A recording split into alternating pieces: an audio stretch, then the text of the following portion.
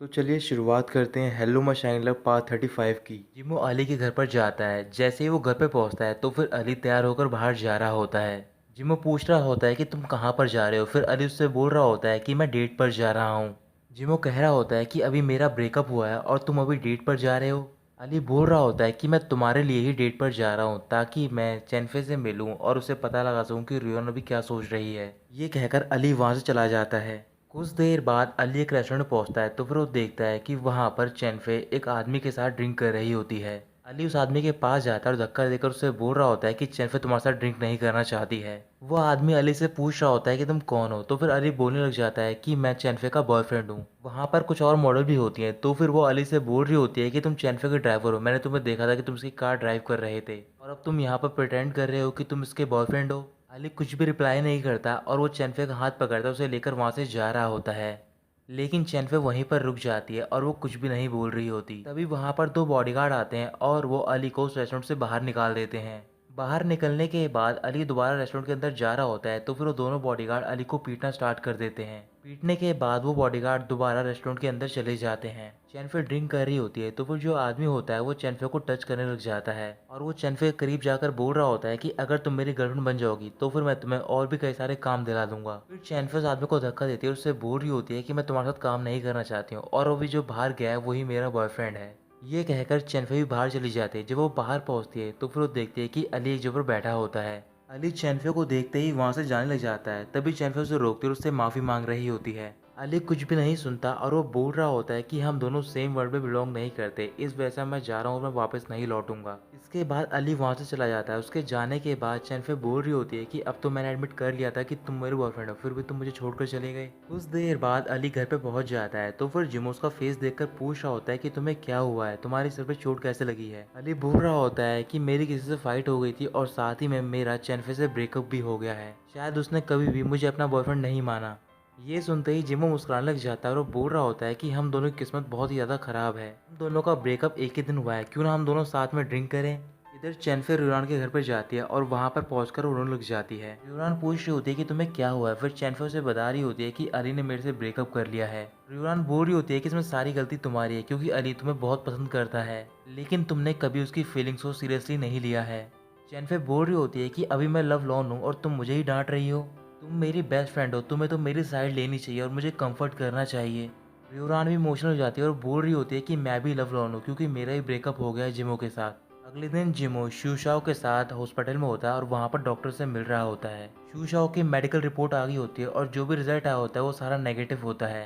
Doctor शूशाओ को बता रहे होते हैं कि जो तुम्हारा ब्रेस्ट कैंसर है वो दोबारा आ गया है और वो धीरे धीरे करके बढ़ने लग जाएगा, तो फिर तुम्हें अपना ट्रीटमेंट करवाना चाहिए। कुछ देर बाद जिमो शूशाओ को इसको रूम तक लेकर जा रहा होता है तो फिर वो उससे बोल रहा होता है कि तुम टेंशन मत लो, तुम बिल्कुल ठीक हो जाओगी। शूशा बोल रही होती है कि तुम मेरी चिंता मत करो, बस तुम ये बात यूशा को मत बताना, मैं नहीं चाहती हूँ कि वो मेरी वजह से और ज़्यादा परेशान हो। और मेरी एक और आखिरी रिक्वेस्ट है, क्या तुम वापस विंग फैशन ग्रुप में जा सकते हो। जिमो बोल रहा होता है कि अब विंग फैशन तुम्हें बिलोंग करता है तो फिर इस वजह से मैं उसमें इंटरफेयर नहीं करूँगा। शूशा नहीं मानती और वो बोल रही होती है कि प्लीज़ तुम मुझे इतनी जल्दी रिजेक्ट मत करो, अब मेरी बॉडी वीक होती चली जाएगी तो फिर मेरे पास इतनी एनर्जी नहीं होगी कि मैं विंग फैशन ग्रुप को संभाल सकूं। जिमो नहीं मानता और वो कह रहा होता है कि तुम चिंता मत करो, तुम बिल्कुल ठीक हो जाओगी और तुम ही फैशन ग्रुप को संभालोगी। शूशा मुस्कुराने लग जाती है और वो जिमो से पूछ रही होती है क्या तुम यहाँ पर सिर्फ पिटी की वजह से आए हो। जिमो हाँ बोलता है और वो कह रहा होता है कि मैं तुम्हें पिटी के अलावा और कुछ नहीं दे सकता हूँ।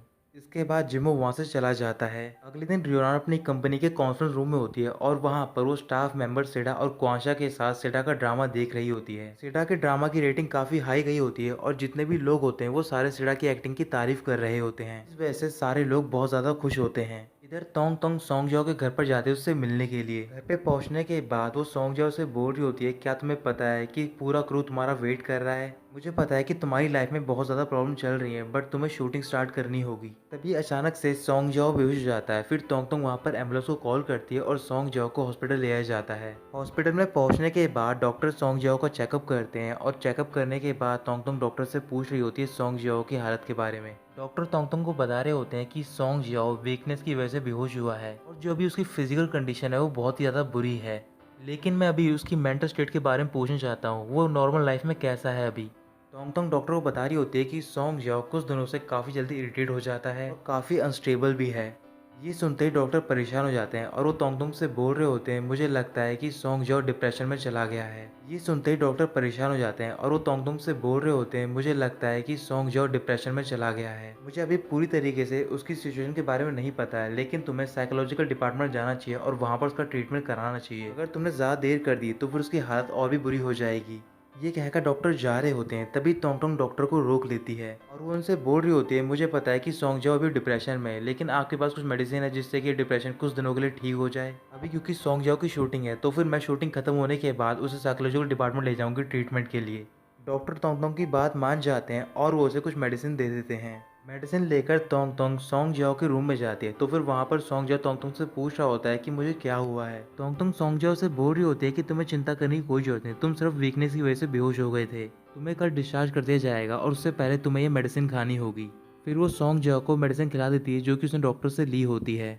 जिमो हॉस्पिटल में होता है तभी उसके मैनेजर का उसके पास कॉल आता है। कॉल पिक करने के बाद मैनेजर जिमो को बता रहा होता है कि जो हमारी नई सीरीज़ आई थी उसमें कई सारे डिफेक्ट आए हैं, जितने भी लोगों ने वो ड्रेस पहनी है उन्हें एलर्जी हो गई है और वो सारे रिफंड मांग रहे हैं।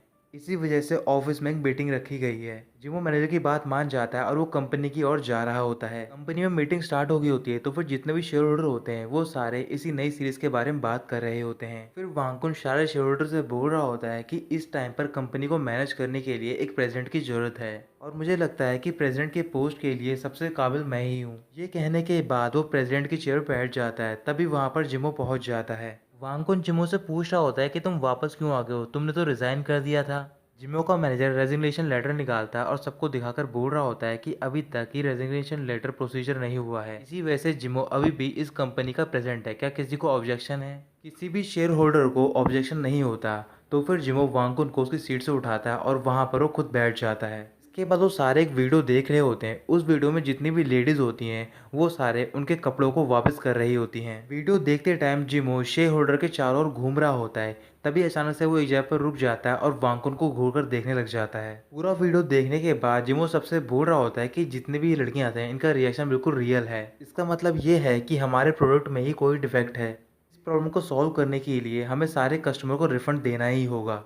उनमें से एक शेयर होल्डर बोल रहा होता है कि अगर हमने रिफंड दे भी दिया तो भी हमारे कपड़ों का कई सारा इंस्पेक्शन होगा। जिमो कह रहा होता है कि ये बात तो बिल्कुल ठीक है, बट मुझे लगता है कि इस बारे में कुछ लोग जानते हैं और मैं इन्वेस्टिगेट करके आप सबको एक प्रॉपर आंसर दूंगा। इसके बाद मीटिंग खत्म हो जाती है और शेयर होल्डर वहाँ से जा रहे होते हैं, तभी जिमो वांगकुन को वहाँ पर रोक लेता है। वांगकुन को रोकने के बाद जिमो उससे बोल रहा होता है कि मुझे अभी मेरे मैनेजर ने बताया है हमारी नई सीरीज के लिए जो कपड़ा खरीदा गया वो काफ़ी चीप और शैडी था। इसका मतलब ये काम हमारे किसी एम्प्लॉय ने ही किया है। क्या ये काम तुमसे रिलेटेड तो नहीं है? क्या इसका ये मतलब था कि तुम गिल्टी फील कर रहे थे कि तुम्हें ये बात पहले से बताते कि हमारे कपड़ों में डिफेक्ट है? वांगकुन हंसने लग जाता है और वो बोल रहा होता है कि तुम किसी पे भी डाउट कर सकते हो लेकिन तुम्हारे पास एविडेंस नहीं है। जिमो वांगकुन से बोल रहा होता है कि तुम एविडेंस की टेंशन मत लो क्योंकि मैं उसे बहुत ही जल्द ढूंढ निकालूंगा, और ये कहकर वो अपने ऑफिस में चला जाता है। कुछ ही देर बाद वहाँ पर उसका मैनेजर आता है और जिमो उससे बोल रहा होता है कि तुम्हें वांगकुन पर नज़र रखनी है। अगर कुछ भी सस्पिशियस होता है तो फिर तुम्हें सबसे पहले रिपोर्ट मुझे करनी है। तो दोस्तों यहीं खत्म होता है पार्ट 35।